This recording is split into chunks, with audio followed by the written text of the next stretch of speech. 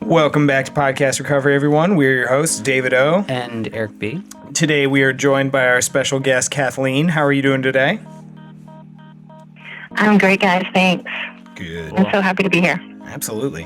Where are you from, Kathleen? I live in St. Catharines, Ontario, Canada. But I grew up in a western province. Yeah. Nice. I grew up in the prairies. Oh. Yeah. Which province? Alberta, which is the prairies just heading towards the Rockies, and in a very, very, very small farming town, which is probably why I'm not there anymore. Nice. All right. And when were you first introduced to recovery? So I would have to say I was introduced to recovery. My own recovery was 3 years ago. I just had my anniversary, October 16th, 2016. But I've been curious and possibly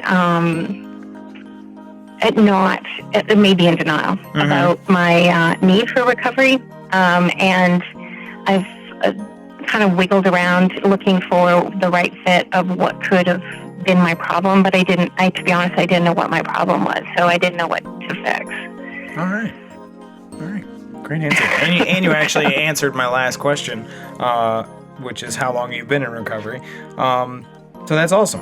And without further ado, I'm going to turn it over to you to share your story with us, so take it away. Okay, thanks, Eric and David. I really appreciate sharing this. I'm new to actually sharing my story, so I've always heard that jumping out of a plane the first time is easy. The second time is always a little bit more challenging. So here I am feeling like if this is I feel it's an important message because, like I said in the intro, I knew there was a problem, but I didn't know what the problem was. And my recovery is as a food addict, and which closely followed by an alcohol addiction.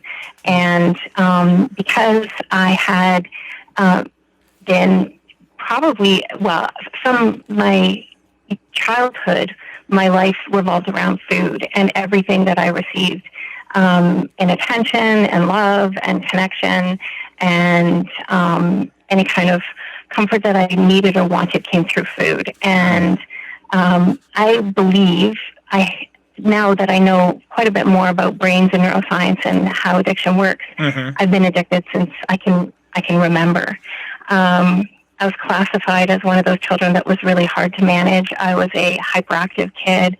I was often out of control. My mother used violence to keep me kind of under her thumb. And I remember the feelings that I had in my body that I just wanted to be able to make it stop. Because there was just a constant, like it felt like I was a spring, just tighter and tighter and tighter. And I just couldn't control myself or my experiences. And my brain was constantly going, and which made it really hard to follow rules and learn and kind of be in line with my school and my family.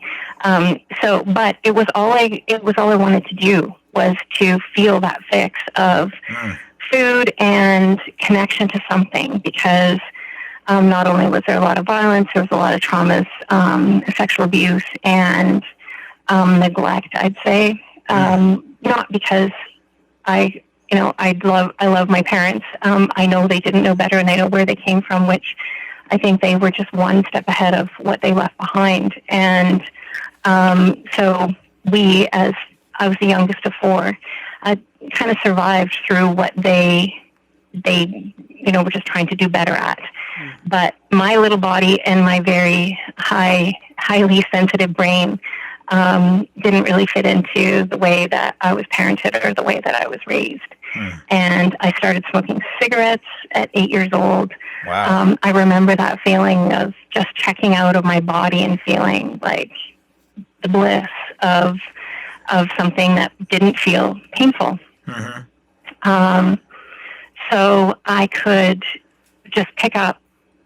Interestingly enough, food was everywhere. I grew up on a farm, and my mom was a avid baker and homemaker of all kinds. And I think she probably grew up with very little, and what she gave us was as much as she could, and it really came through how she fed us. Her love came through her sweets and treats and the things that were just abundant all over, and there was no limit.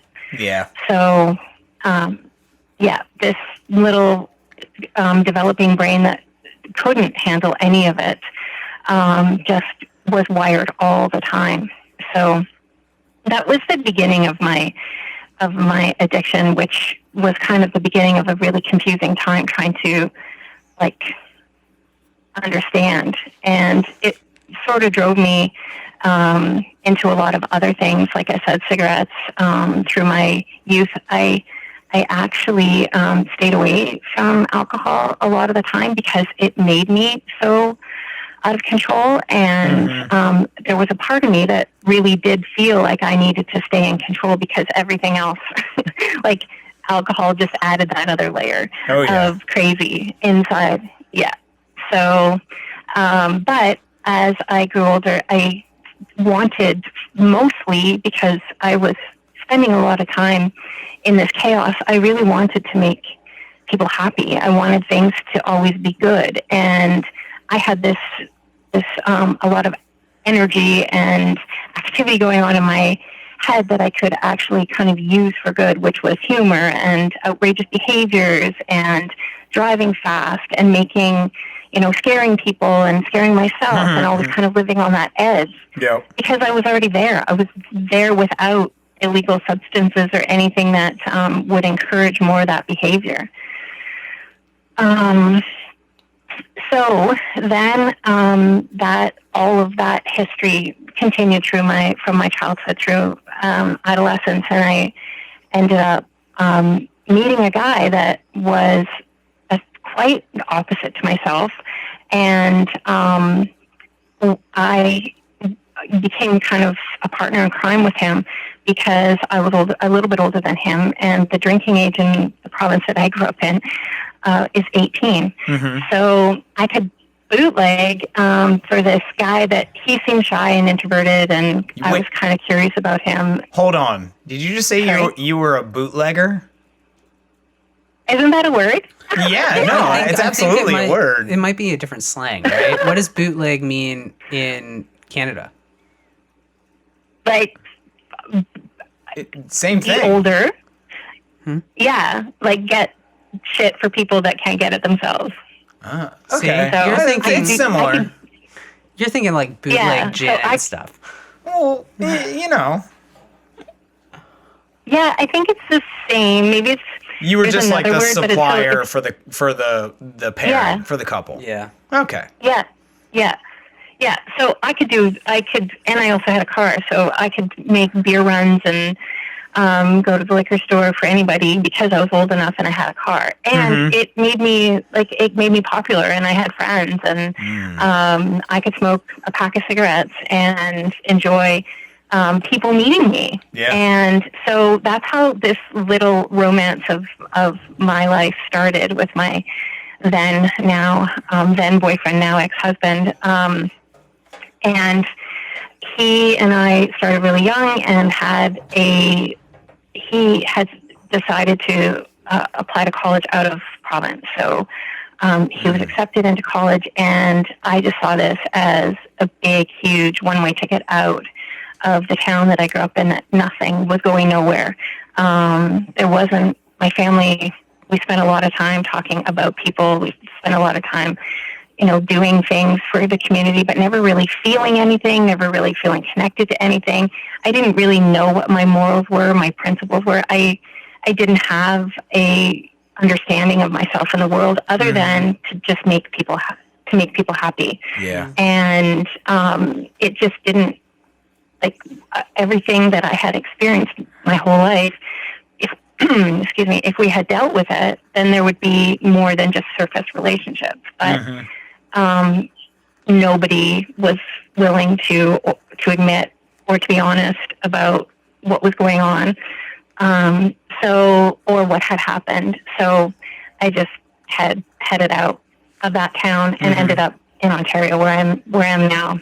So 4 provinces away, which is like a 4-day drive. Yeah. Across Canada. So far enough away that I could get away from kind of the chains of that life. And I didn't even know that it was not great. I knew that there was stuff that was happening that was really inappropriate and traumatic, but I never really identified myself as somebody who was a survivor or somebody who hadn't had the appropriate upbringing, because I just didn't know any different. So when I had left that province and started in school, I became a social worker. And there was a lot of talk about child development and how to attachment theory and how to raise children and how to discipline children and how to be connected in families that was very, very different than how I was raised. I saw my mother's parenting as a type of discipline, but it wasn't. It was violent, and it wasn't worse than what other people were experiencing and my siblings were experiencing, but it was definitely really hard to manage as a very small child. So as a social worker, I became, again, really good at my job. I maintained my relationship with my high school boyfriend, and I just got really good at making sure I could save everyone. And what happened in the meantime is that I couldn't. And the anxiety of being out of control in a different environment, similar situation with my then boyfriend, and then the father of my children, and then we then became married. But similar situation where I felt neglected, I felt kind of emotionally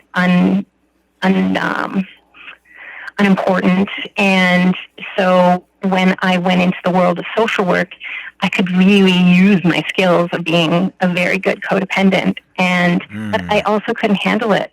I didn't handle it well, other than smoking cigarettes and drinking tons of coffee. And then this is when my weight really kind of took off to the most extremes, and food just really became something that I had to turn to all the time to keep myself comforted. I also kept myself, I would say it was kind of a buffer. So I could engage in parties without feeling like I had to talk about myself. As long as I was helping somebody or making somebody happy, I was okay. But if I needed to be something that I didn't know what I was, because I didn't have a lot of that understanding in my world, because my world was about other people. And so when I learned that service in the world is going to lead to more anxiety, because I was working with a lot of adults with mood disorders and psychiatric disorders. I was working in outpatient programs. Interestingly enough, I ended up in a food program for the homeless and psychiatric patients.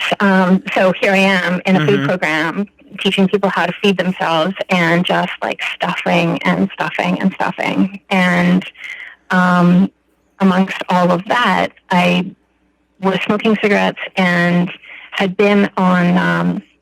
This is one of my shining moments. But had been on birth control from a very young age, because that's how my mom taught us not to get pregnant. So I smoked a lot of cigarettes, and I was on birth control for many years. And I read somewhere, like this, Google wasn't out, and there was not a lot of information that was just accessible that way. So I read somewhere that being on the birth control pill and smoking cigarettes could be very dangerous. So I stopped taking the pill. Oh, wow. Yeah, so I stopped taking the pill. Yeah. That's a hell of a choice. Yeah, she's 22 now. But that's what happened. Her name is Choice. Her name is. I couldn't quit smoking, so so I became pregnant at a young age, and at that time it wasn't that young. I was 24, but it felt quite young. because I hadn't even really figured out that this is the person I wanted to be with. Other than when I did get pregnant and we did decide to elope, I was really relieved that he actually wanted to get married. Like, I felt so broken and belittled by having this experience of not even knowing that I was worthy of somebody's love and of their, their vows. I was just relieved. I thought, okay, this is going to work. If we're getting married and we're having this baby, then it must be okay. But it really wasn't. And the addiction that I fed from my early days of dating him really just carried on and actually got worse.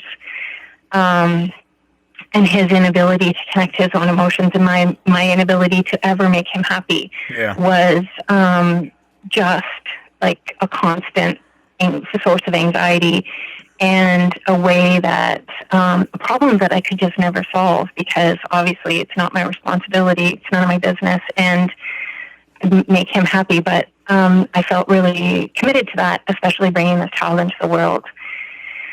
And I'd say that her being born she was one of my greatest teachers. She was a big surprise, and I wasn't ready, but I knew enough about myself that I couldn't repeat what I had been through as a child. But the only thing I knew was to just not hit her and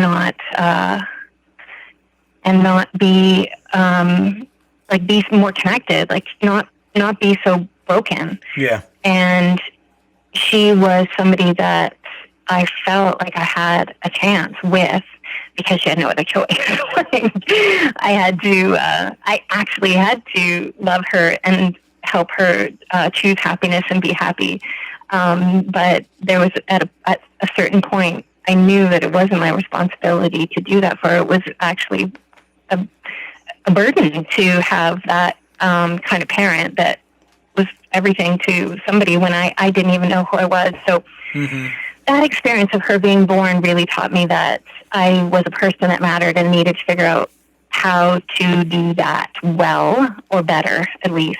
And my ex-husband, he was an active parent in that he really engaged in the utility of the relationship with her, and but the emotional stuff, it was just really, really hard. I don't know that he just didn't have it in him, and he didn't know how. And anything that I tried to do didn't make it better. And I knew that his alcoholism was a problem, but I also just didn't feel like I had a choice to make it better for him. And it was good enough to keep going. So we ended up getting married, like I said, and then 3 years later had a second child. And having the second child was kind of an interesting experience, because I thought my children should have the same parent, not because I thought we were good parents or that it was a good idea. And I was reflecting on this today, because after I knew, I was pretty sure that relationship was probably not going to full out. We weren't going to end our lives, we weren't going to live our lives out together with matrimonial bliss. And that decision actually to have the second child was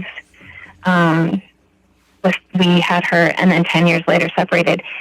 And so today, when I was just kind of reflecting on this conversation, I realized that oftentimes those decisions happen, and it takes 10 years. It took me 10 years to get the courage up to leave and to be on my own. But during that time, I became obsessed with food. It was the thing that kept me. It kept me going. It gave me enough comfort and enough love and enough connection, and I became the best cake baker there ever was. I had beautiful, beautiful dinner parties.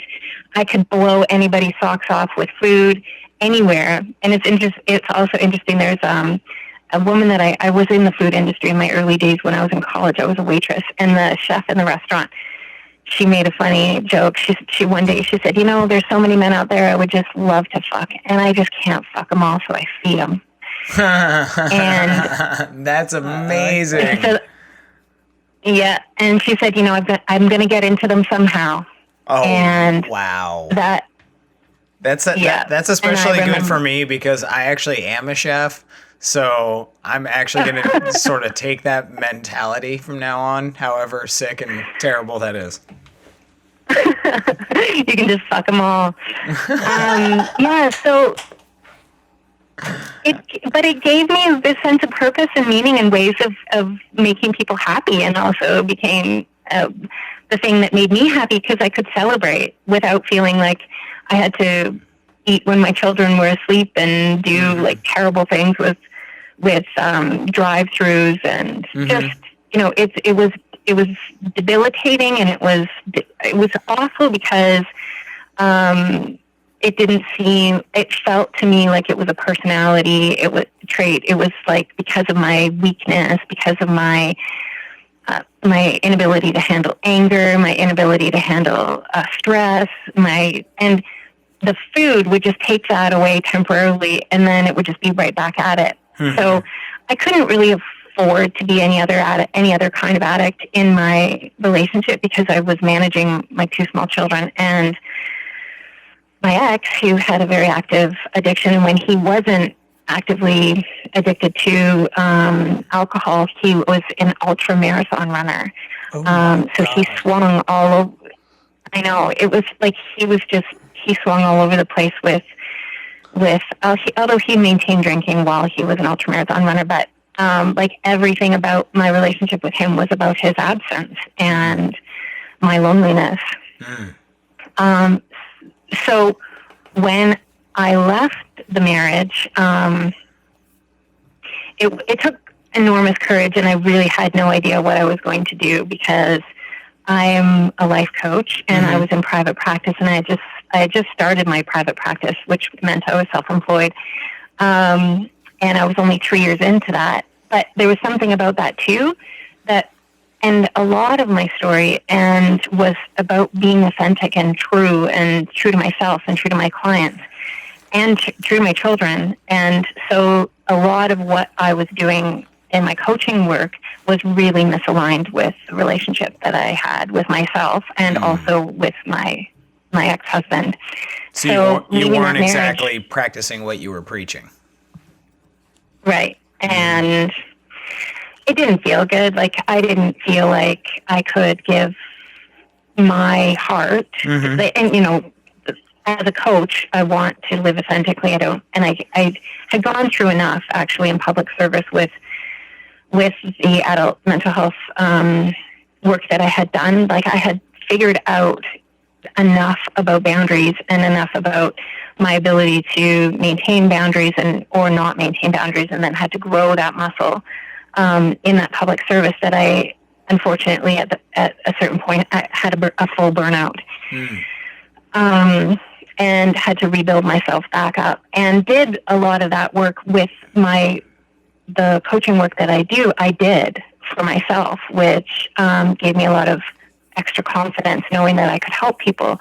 But when I was still in this landmine of a marriage, it wasn't really, it couldn't sustain. I couldn't sustain it. I didn't want to. I was no longer willing to take responsibility for all the problems in the relationship. Enough of them were mine, but thankfully, I sorted that out. Like, he was so adamant that it was my childhood and my anger and my weight and my insecurities that I just worked my ass off to get out of that mess for me. And by the time I got out of it, I realized being on the other side of what I thought was just my problem wasn't just my problem.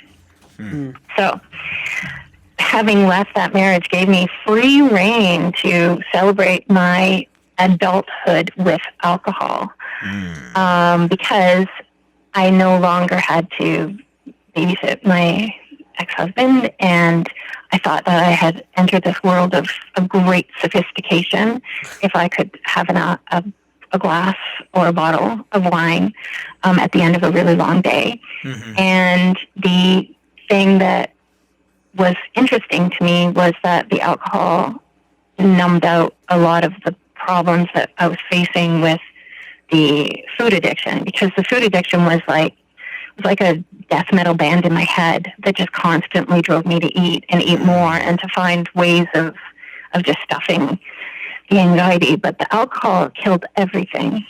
And so I had this beautiful marriage of alcohol and food, and I was really good at it, because when I burnt out in my job as a social worker, I went into retail, and this part of my story is kind of funny, actually. I left and went into like a $10 an hour job selling wine, but because I really loved being educated about food and about beautiful pastries and cakes and things that I was self-taught, and that really, really impressed people. Mm-hmm. I could also be really impressive with wine. So these became my superpowers.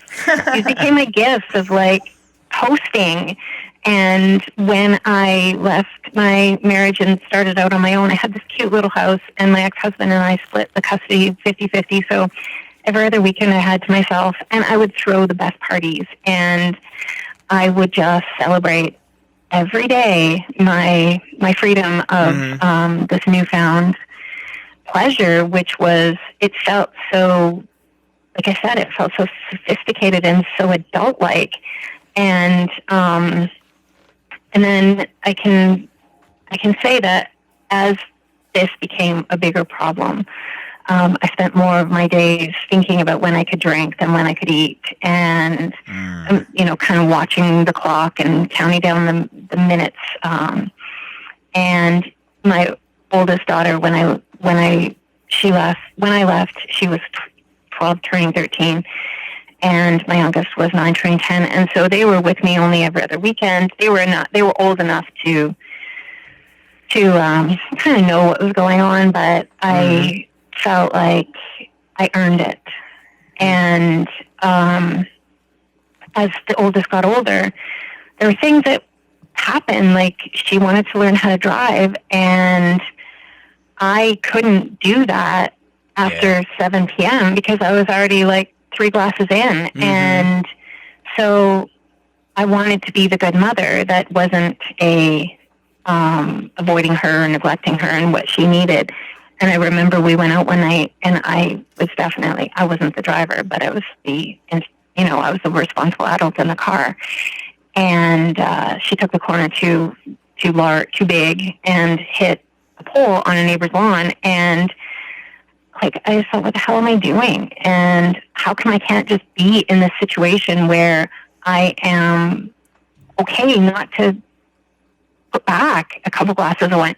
And it always felt normal. Like, it always felt like, this is what other people do to relax. Like, why can't I do this? And I think that and it also, I justified quantity, because being this special sensitive brain that I have, it didn't feel like I was a drunk or an alcoholic, because I wasn't drinking that much.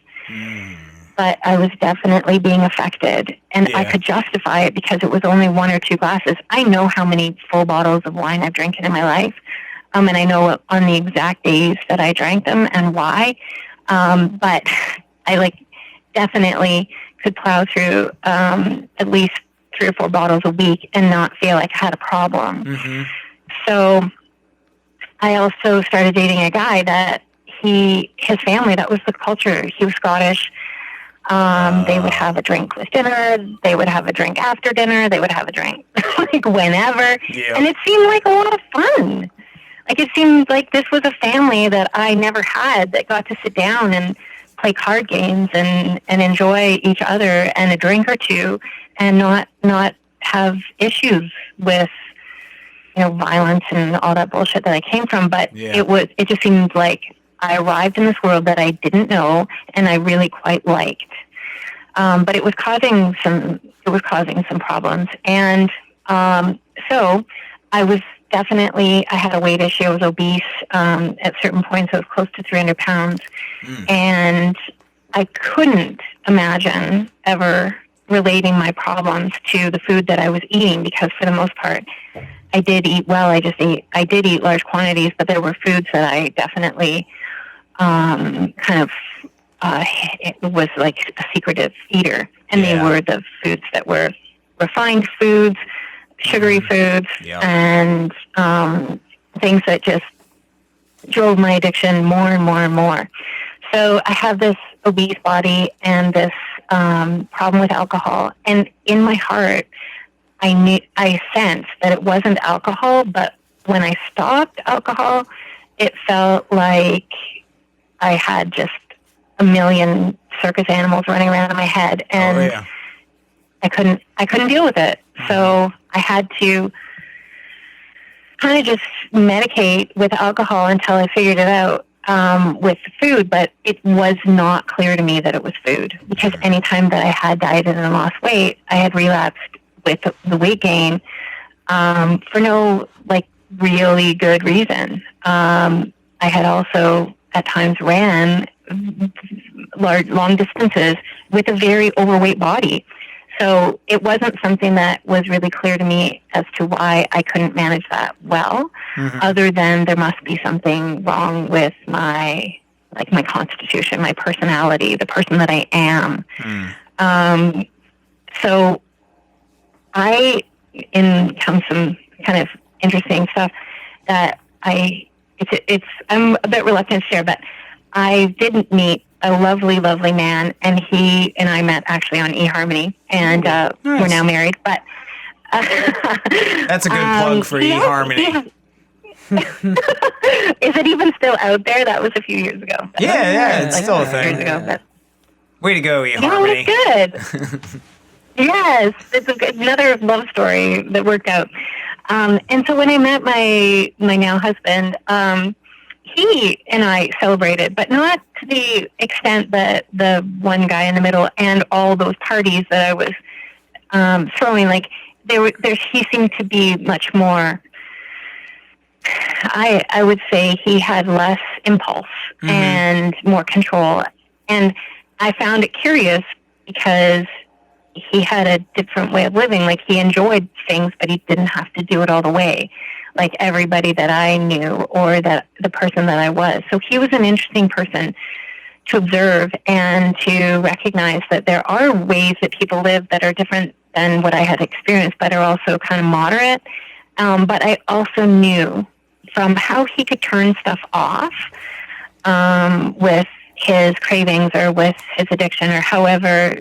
I can't even call it addiction, because I actually just threw that word in there because I don't know that that's what it was. But with my addiction, I couldn't do that. And I observed what I was doing with my addiction, what he was doing with his consumption. There you go. Was very different. Yeah, it was very different. And so he was kind of a safety net for me to be able to sort of experiment with some things that I hadn't really understood about myself, but I had this person that was willing to believe in me and know that there was an issue, and it was a big one, but I didn't know what it was. So we worked things out on a relationship level. He became somebody that I could talk to. We obviously came together at a time where we had both been through enough in our lives and our relationships that we were willing to learn from each other how to do better. And so he also would never put on me the responsibility of making him happy. He would have been insulted if I had even attempted to lasso my codependence around him.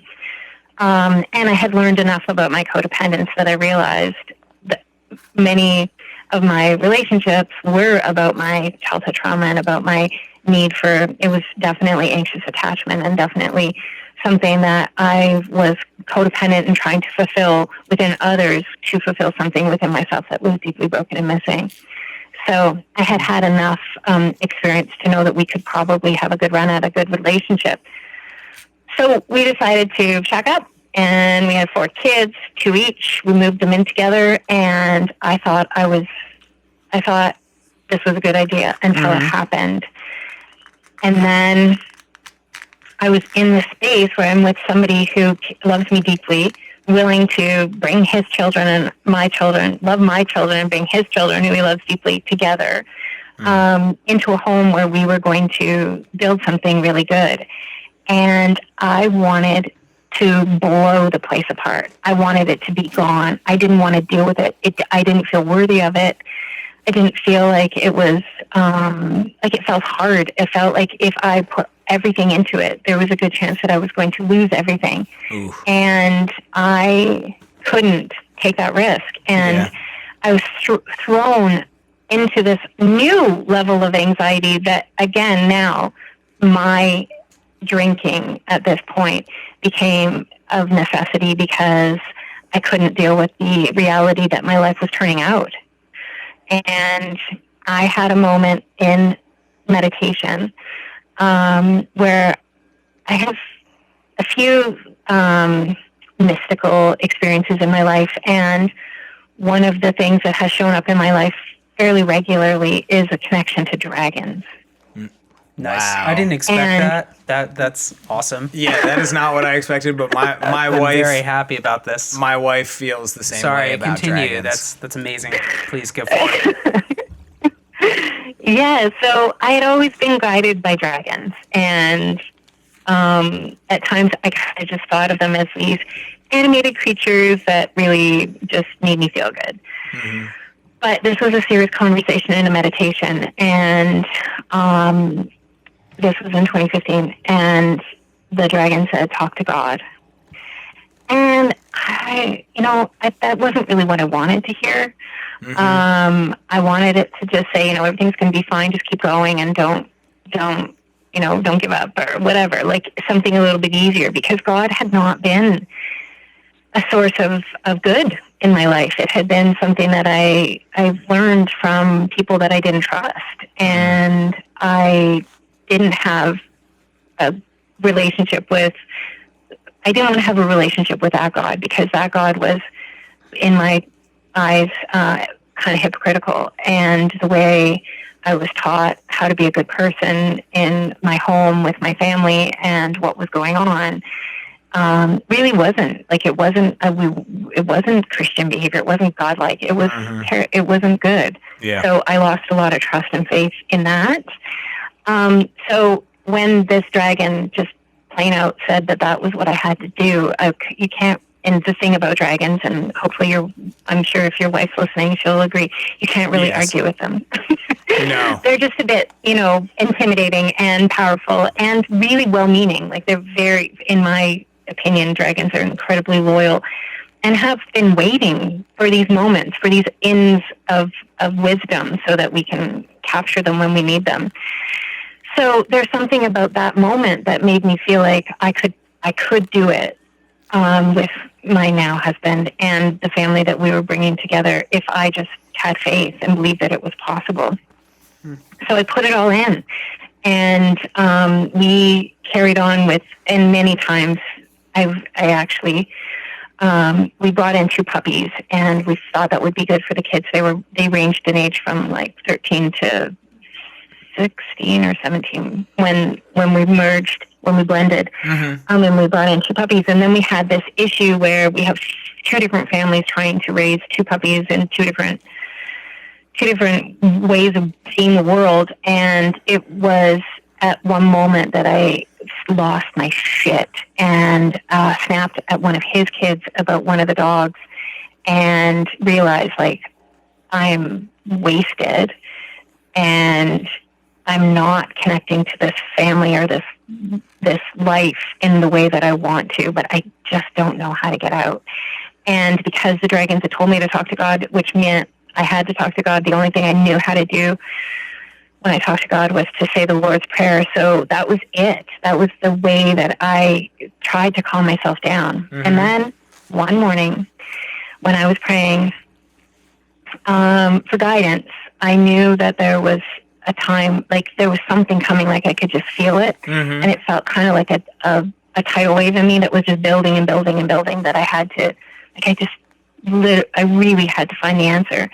And I was taking a positive psychology program through a really well-known institute in Stockbridge, Massachusetts. And Kripalu. And so I was there on this beautiful site, having this experience of learning. I had invested a lot of money in that program because I thought, okay, this will give me the answer that I need, and it'll help me be a better coach and like all this stuff. But really, every single course that I ever took, which I'm grateful to, was an attempt to really figure myself out, and so that I could help my clients figure themselves out. But really, like, the first step was, what's wrong with Kathleen?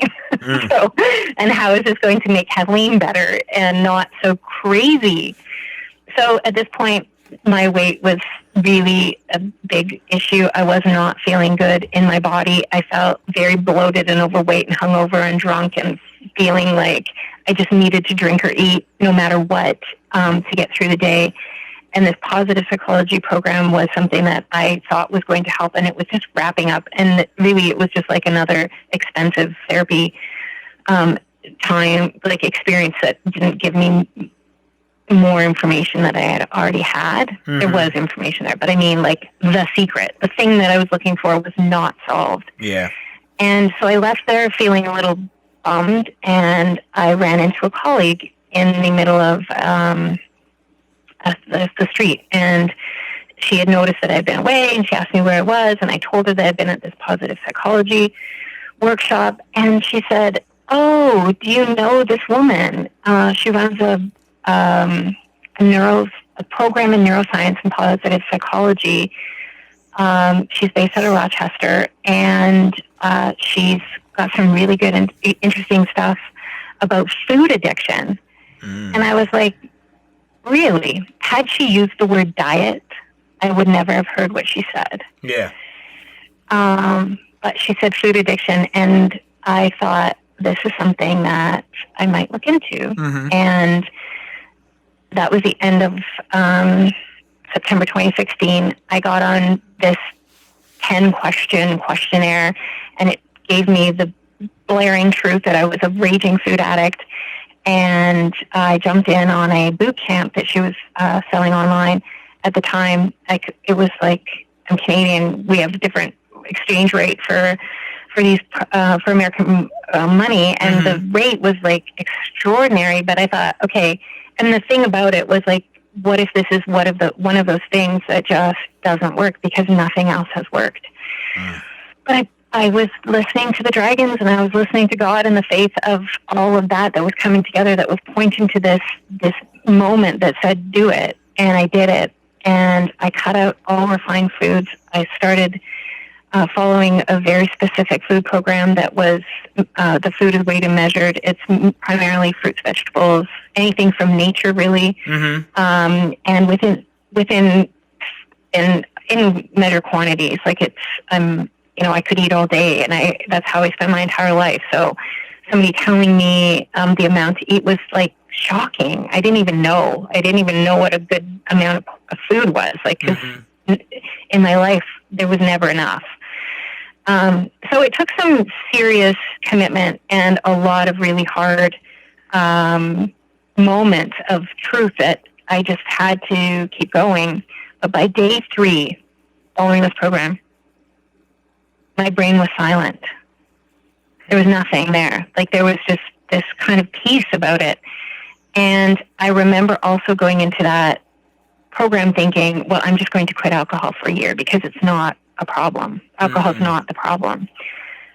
So I will just put it off for a year. But when I'm, at my goal weight, or when my life kind of turns around and I figure out what actually is going on, I'll just have a glass of wine whenever I want, because that's what it says I can't do it right now, but it doesn't say I can't do it ever. Yeah. So it was I was not identifying as an alcoholic then, and it took me 2 years, and there's a bunch of stuff that happened in those 2 years, but it took me 2 years to even identify that I was an addict, and that alcohol had been a serious problem. And those 2 years of coming clean with my food, and the weight dropped. I lost over 100 pounds, and that really, really, really shook a lot of my emotional traumas. my relationships, the ways that I had formed relationships that I didn't think were unhealthy, that became clearly, when I was not addicted, clearly unhealthy. Ways of, again, my secret sauce of making people happy that gets them to like me, was not interesting to me anymore. And I felt so vulnerable and so scared, like the weight was falling off me, and it just felt like the world was moving in. And I was like, who am I? And what, like, where do I go? Like a scared animal, like, where do I get out of here so that they don't see me? Or if they do see me, they see this like fat body that they're not going to pay attention to. But when it was like the opposite, where I didn't have food or alcohol to cope, and I was becoming smaller, what then became a bigger issue was that I felt my soul was just expanding to the point where all of that noise in my head was now quiet, and I could hear things like the dragons and the vibration of nature and the earth and this harmonious peace that felt deeply, deeply spiritual and also a little bit crazy, because I never knew it. I never understood it. Nobody ever explained it to me. When I tried to explain it to other people, particularly my therapist, questioned if I was becoming manic, because everything became technicolor, and the world just opened up to this really beautiful spiritual, oasis. It was very strange, but I was also very scared. like this is so beautiful, but I'm so scared. Yep. Because I never experienced this like recovery into human blissfulness that felt good, because everything for so long had been stuffed and numbed out, and I never experienced what the world had to offer, and it was really, really challenging. And I would say, now that I understand it, I would say that it was either an existential awakening or a spiritual emergence. But it was big, which created another layer of anxiety, that the only thing I could do was really what the dragons told me to do, and meditate and pray and just like spend time in nature and connect to the trees and the earth and humans that aren't wanting for me to serve them in a way that was inappropriate, which doesn't really work for friendships. Like, I found that if I change, a relationship changes, and why can't we all just accept that?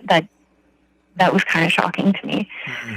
And it did feel quite lonely, and there was a lot of times where I felt like I had to just do what I used to do, to fit in and entertain people and make them like me, and be funny and be outrageous and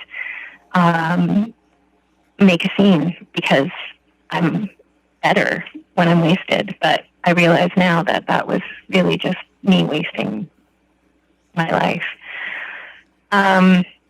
Once I came through that and sort of understood it, I got better guidance and people that understood. I started working with a system which is called internal family systems. Nice. Really, really, really amazing for recovery. I loved it so much. I learned so much about myself. I learned so much about this experience that I became trained in that process. And I offer that to clients, because it just, every part of me that was hurt or abused or neglected or addicted had a role, and a really important role. And I've rebuilt myself with this team of incredibly resourceful parts of me that are resilient and also funny without being wasted, and being able to really connect to that and identify that that's who I am. And that's why I was freaking born to do this and to experience all of that. Like, if I could I have had experiences where I remembered my conception, and my purpose, my little starseed's purpose, was to just be the eternal optimist. I wasn't born into that, and so as much as I tried, I really kind of was shut down in every angle, at every turn, at every part of my life. That wasn't really honored. I didn't honor it within myself. I actually really kind of squelched it into just a piece of something that I had to get rid of and become what other people wanted me to be. So after that recovery with IFS and the training that I did, I realized for the first time that I was an addict, and I didn't have to be ashamed, and I didn't have to hide it, and I didn't have to pretend, oh, I was just a food addict, and I was just overweight, and I just had these excuses for why I couldn't own having an alcohol addiction. But fuck it, I am. Yeah. I definitely am, and can't ever be a social drinker or a social eater. And that's actually, it's an interesting way to put the word social drinker. Like, why do we have to drink to be social? Yep. And I hadn't really thought about that, but like a drinker, a daily drinker. So through all of that, I have learned so much, and I've really captured the essence of my purpose. My feeling is that it is okay to be happy, and to find that truth within myself was exactly why I went through all that misery. Cool. All right. Awesome. Yeah. Awesome story. We definitely have some questions Thank for you. you.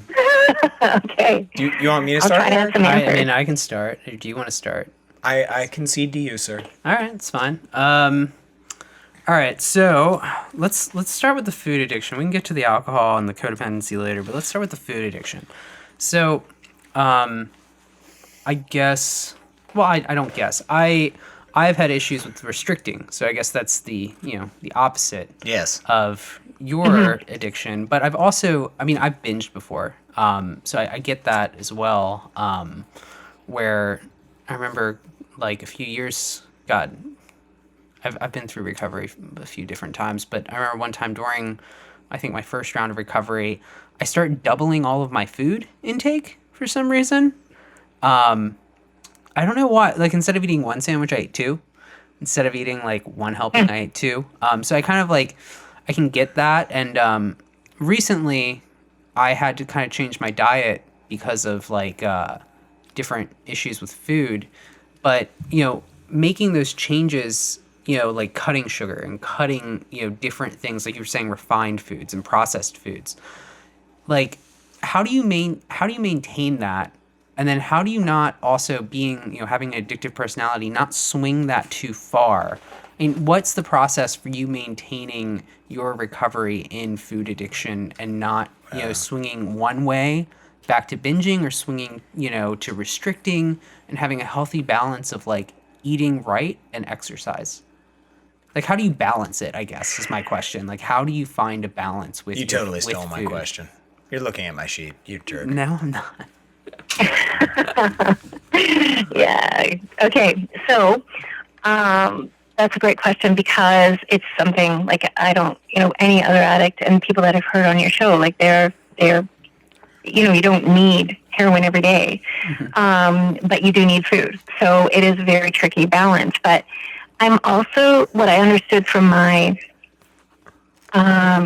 childhood, that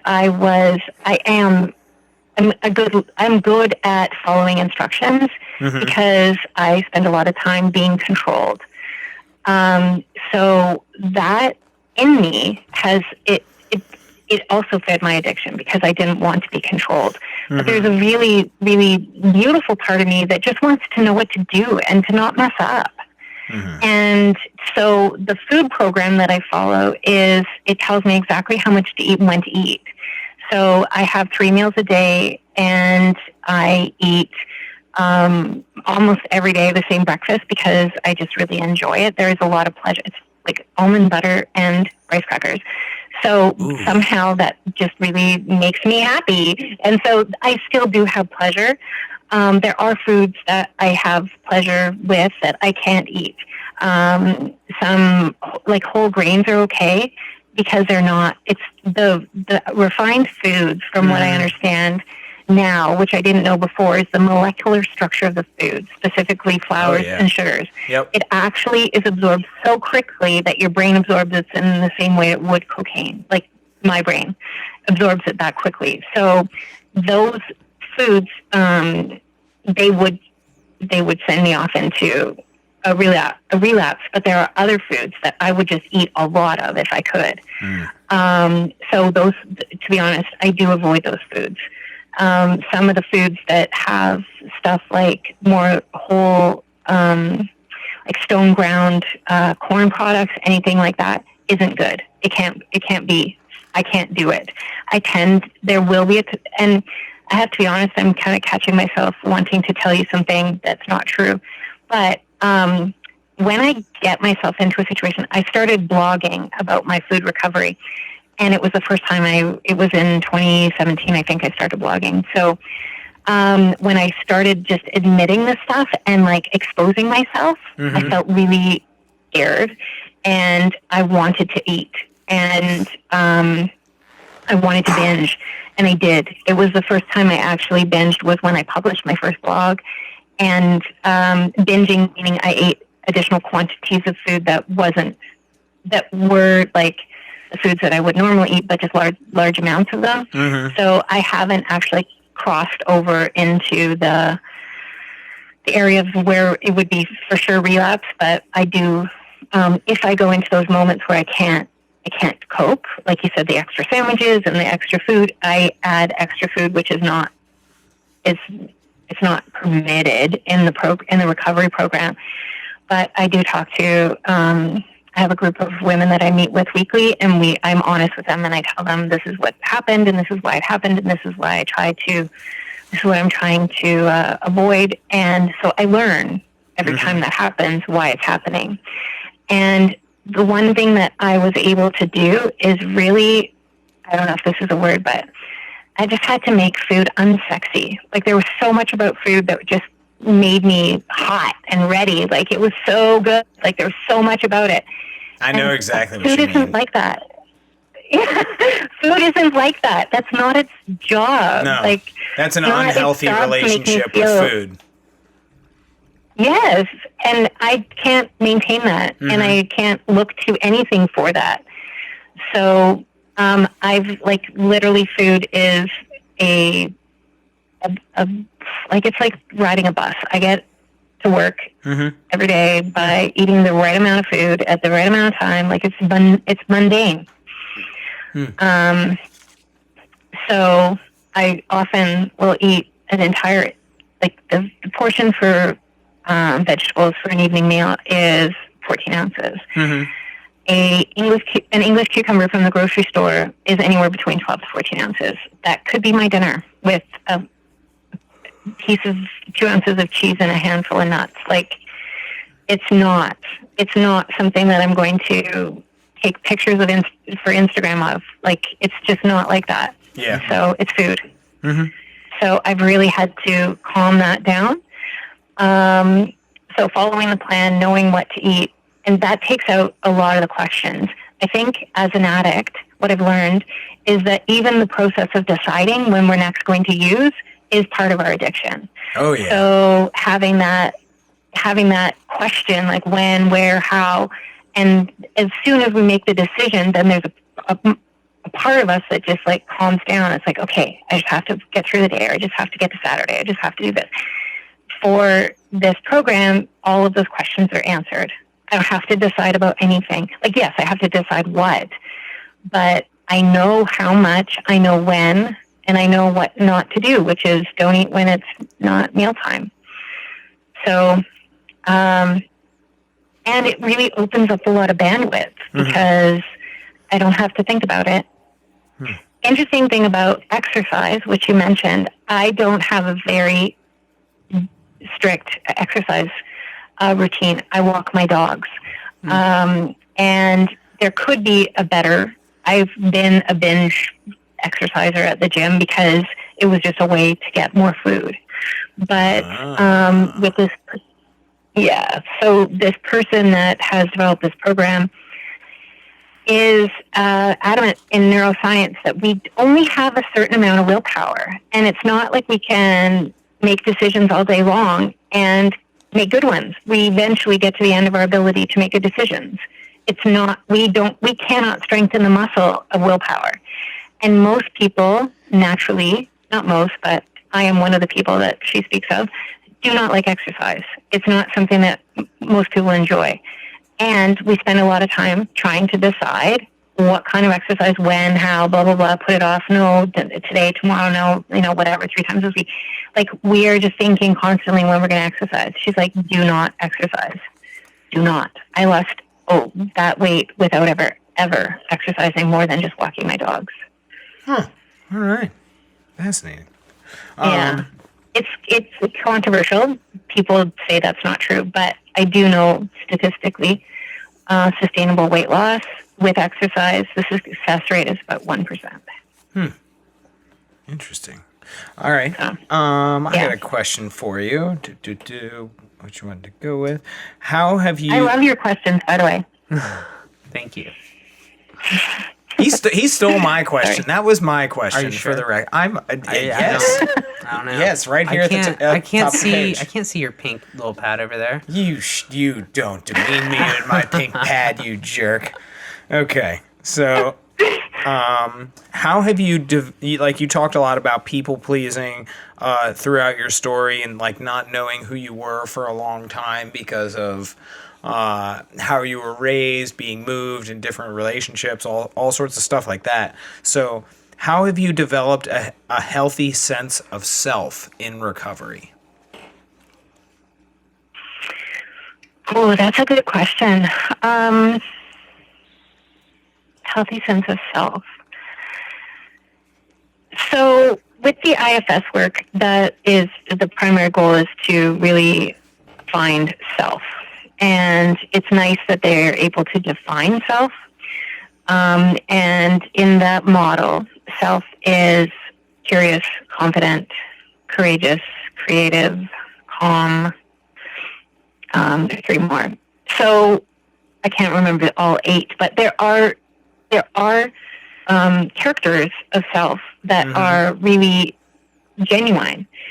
And I can, because I don't have that 3-ring circus running around confusing the shit out of me and feeling chaos all the time, I can kind of check in. Like, I can say, like, is this me in this place being really curious, or am I feeding a part of me that wants attention or wants some sort of distraction, or am I feeling scared here? Like, having, without the fog of addiction, and it took 3 years, like with this recovery, I would say it took 2 years to be able to really kind of be okay in this body without feeling really vulnerable and scared. And in the beginning, it wasn't like this. I shut myself off to most people, except for work. I really just kept myself reading books and trying to figure out what the heck was going on. But the self part, I think, emerged.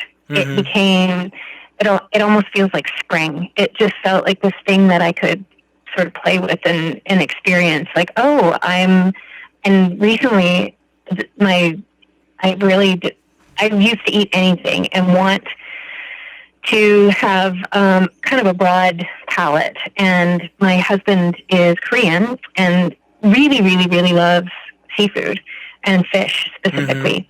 And I remember one of the first times we dated, I wanted to be so impressive. Like, I ate the fish cheeks, I ate the fish eye, like, oh God. Anyways, I'm identifying right now, I don't like fish. I just don't.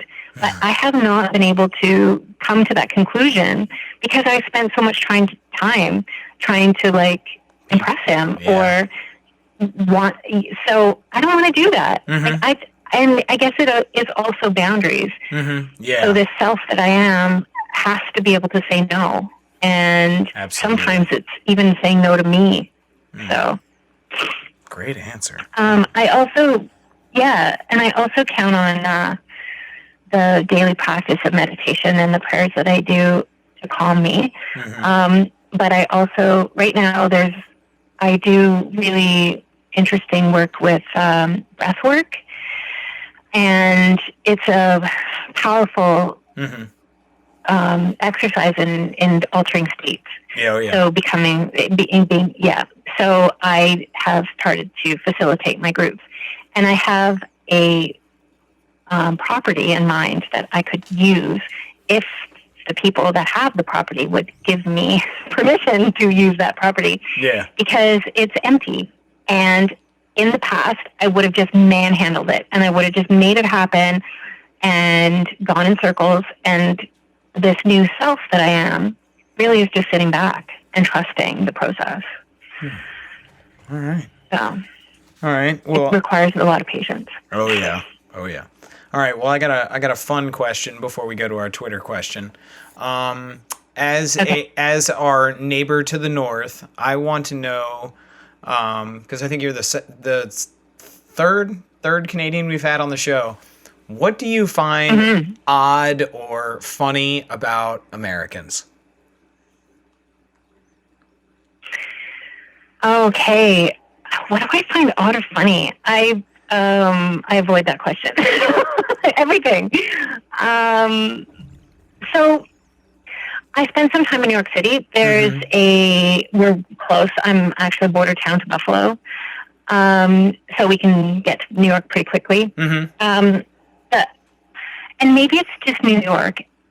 I was in San Francisco recently, and I didn't find that this was as much of an issue. But, like, the lack of eye contact and, like, engaging just in small talk. Oh, yeah. It doesn't feel, like, safe.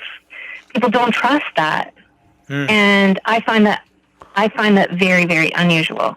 That if I'm having a quick chat with a barista, or even in New York, I was buying Subway tokens from some guy that was like riled up, and I was trying to be funny, and it just wasn't funny. Like, yeah. So I guess the thing that I find interesting about Americans in New York City is how insular, like, protected, and maybe that's because they live in New York City, but no, that's a great. That's actually a great observation. Hey, I'm curious who won the game. Oh, the Ravens. The Ravens won the game. Yeah. Hooray, we beat Seattle. Suck good. it. If you're living in Seattle, There you go, I'm sorry, we whooped your ass.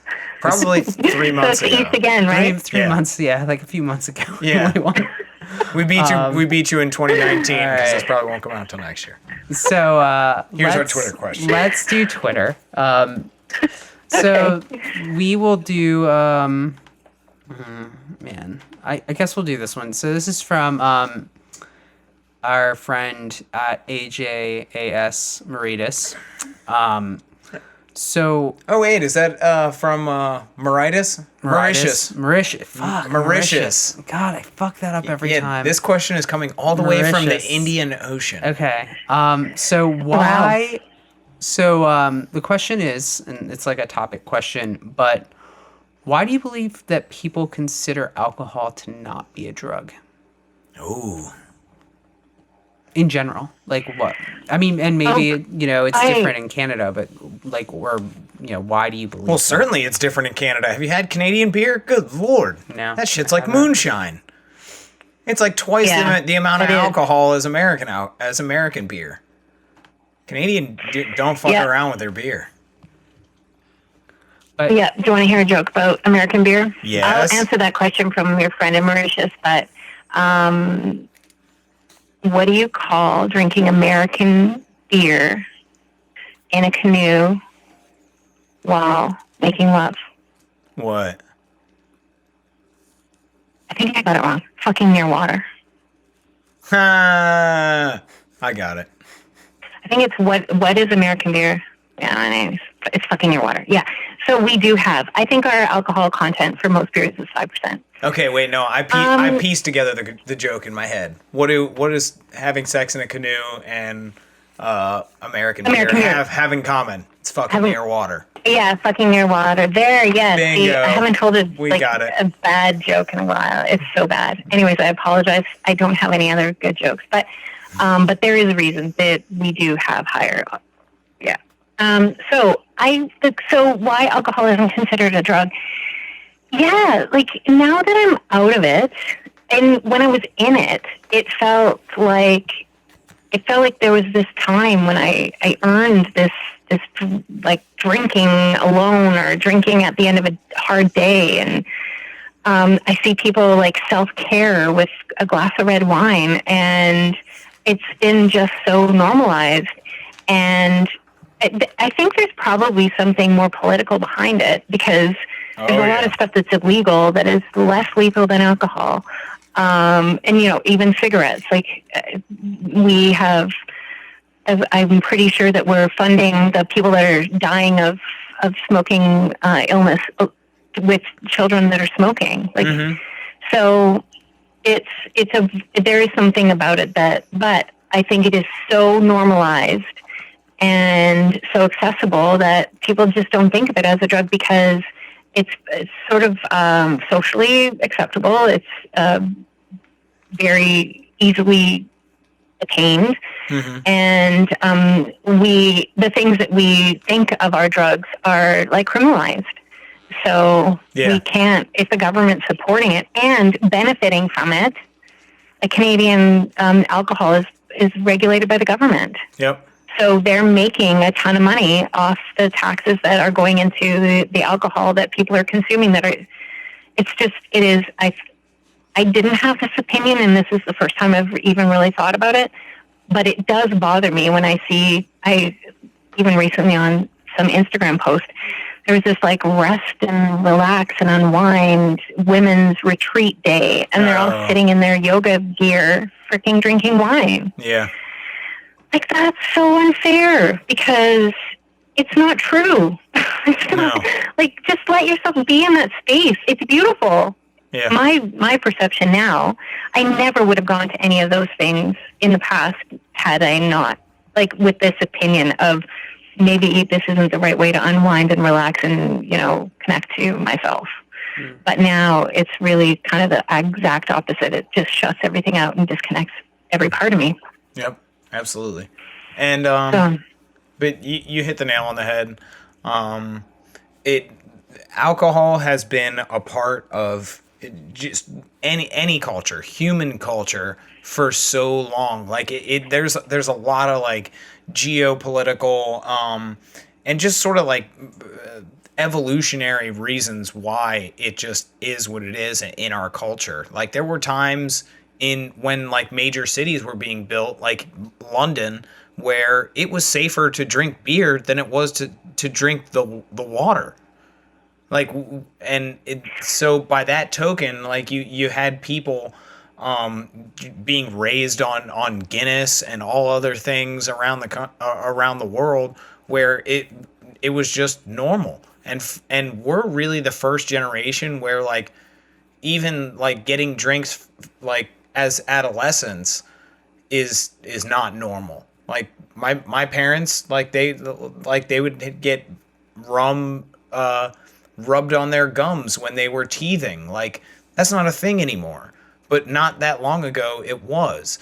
So like it's changing, but I really don't think it's going to go away, because like what we saw in the American Great Depression and Prohibition breeds criminals. And when you prohibit things, you're going to have drug cartels. You're going to have Al Capones that are going to make things worse than making them better. Like it's a great idea to get rid of alcohol, but then you create Al Capone. So I don't think it's going anywhere, which sucks. Yeah.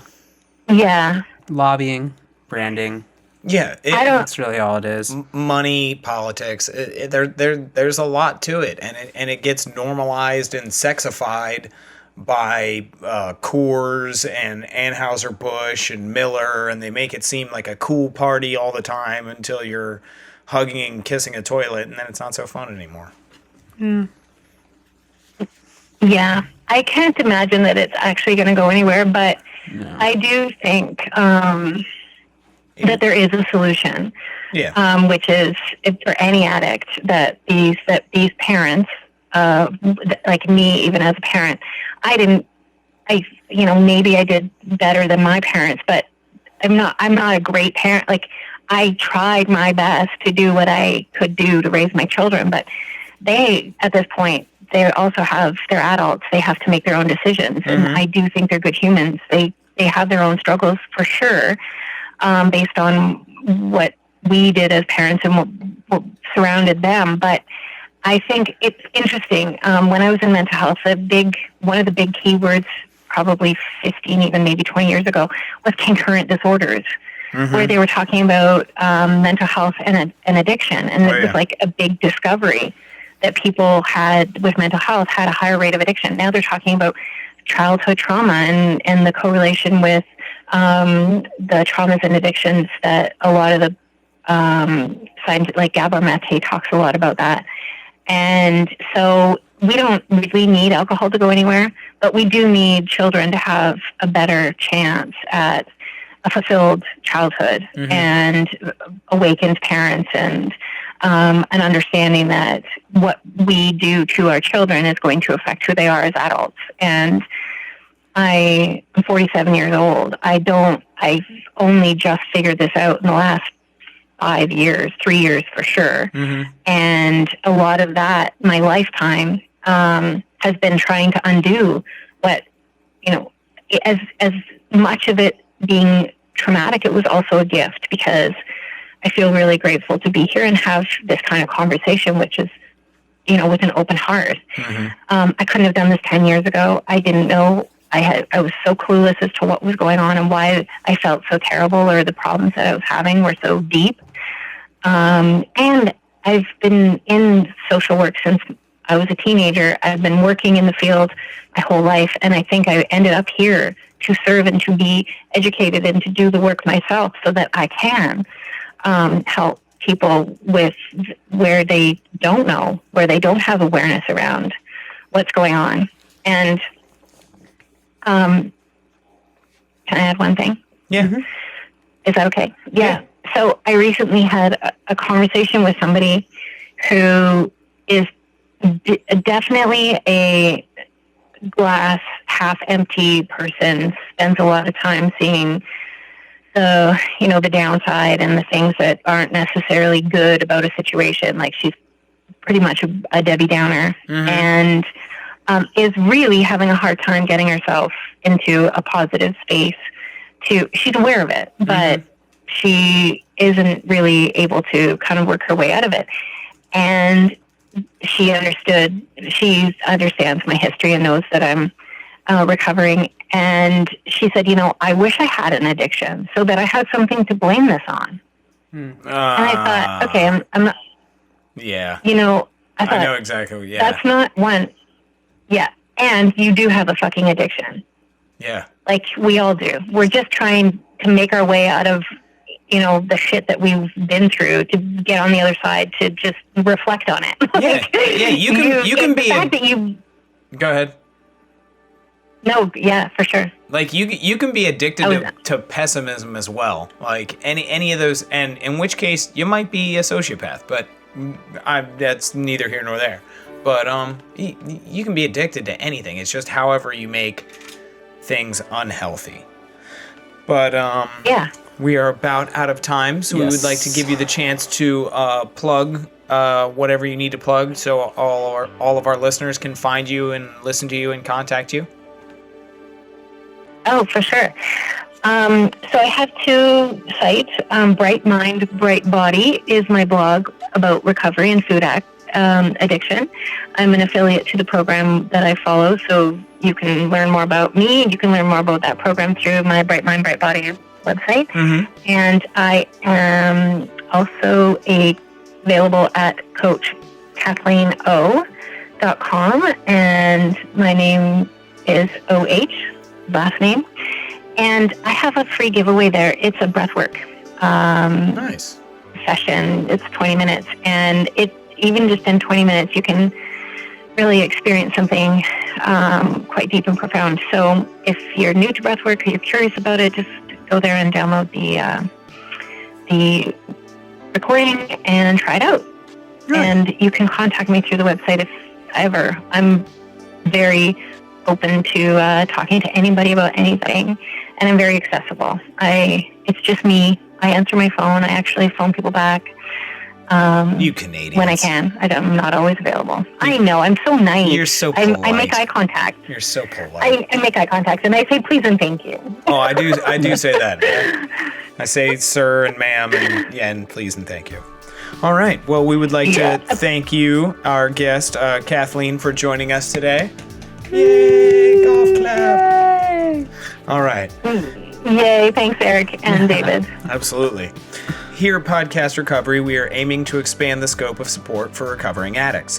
Accessibility and convenience of helpful services is paramount to combating addiction. We work to bring the message of recovery to every addict, wherever and whenever it is needed. We believe that a powerful voice of recovery should be obtainable, practical, and at the touch of a button. Every addict deserves to hear a message of hope, and Podcast Recovery is here to provide it. All right, everybody, follow our new friend Kathleen, and by all means, follow us on Twitter, Facebook, soon to be Instagram. It'll probably be out by the time we get our Instagram rolling. So Instagram, like, share, subscribe, ask us questions, leave us comments, send your love. But most importantly, everybody out there, stay safe and stay clean.